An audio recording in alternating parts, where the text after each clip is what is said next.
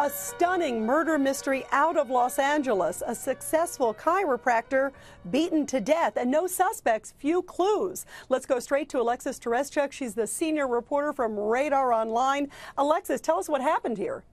This is such a shocking tragedy. Chiropractor Rainey, he is a well-respected man in the community, goes to work at 7 a.m. Patient shows up at 8 a.m., finds him beaten and bloody on the ground in the lobby of his office. His head is smashed in. His teeth are missing. They've been possibly kicked in. His jaw is broken. The paramedics are called. They arrive. They take him to the hospital. They rush to save his life, and unfortunately, he died in the hospital. His family is devastated. His brother is actually a reporter with the Los Angeles Times, and has said that this man did not have a single enemy. He was loved by everyone. Not only did he have a lot of patients, he would take patients that didn't have enough money to pay their bill and do it for free, or maybe take $5 just out of the kindness of his heart. He helped the homeless. He was a marathon runner. He was the whole package, everything that you could imagine. Not a single enemy in the world, no one that would want to harm him. And he was brutally murdered right in his office in broad daylight in the morning.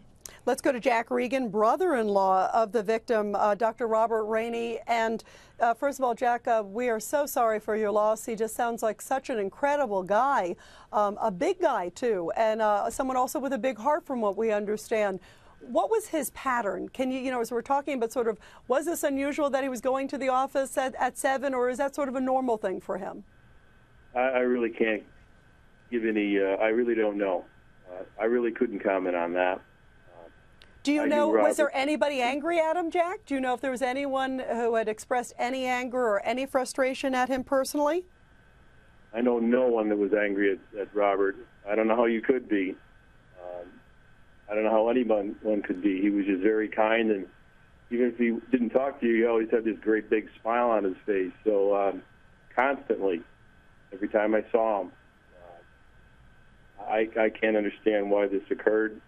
I just want to ask people out there in Venice Boulevard and the Culver City area to cooperate with the LAPD, who I think is doing a great job and helping my sister a lot, to anything that they saw that morning, or they can recall seeing anything or anybody in that area, to please call the LAPD and give them a hand.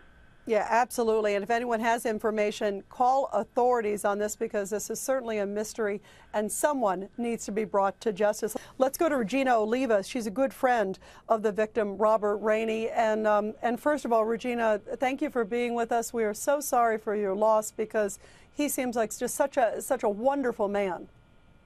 Oh, yeah, he was a very wonderful man. He was a joy to be around. How did you find out, Regina? How did you find out the news? Unfortunately, Peg and I work together. We're nurses, and we have a lot of colleagues in common, and Peg was away on conference, and they were trying to track her down to let her know that this had happened. And Peg is his wife. Peg is Robert's his wife. Okay. Correct, yes. So they contacted me to see if I had been in contact with either of them recently, and I said, oh yeah, I just spoke with them, but is there a problem? Do I need, I can get, what's the problem? And they said, well, we need to get a hold of Peg. And then they told me what had happened, that Robert had been killed in his office, which was just unbelievably, I was in shock. I couldn't even believe it. So they asked me if I can get a hold of Peg and bring her back home. What a hard thing, as a friend, to be able to tell your dear friend this terrible news. It must have been heartbreaking. Oh, it was, I won't forget it. How is she doing? How's the rest of the family doing? Peg is a very courageous woman. She is very strong. She's hanging in there. She wants this solved. She wants to know, who would do something like that, and most of all, if they can catch him, get him off the street so this person won't harm anyone else, or just have some resolution to it. Regina, was there anyone who was angry at him for any reason, whether it was a homeless person or crazy, somebody who did something crazy, obviously, but was there someone who had any grudge with him or anything that the family can point to say, well, maybe this is the area? No, I'm not. Nothing. It's just a complete blank. There's no one who would have anything to really say negatively about Robert. I mean, he was bigger than life. He was, he was always happy and willing to help people. And I can't even imagine why this would even happen.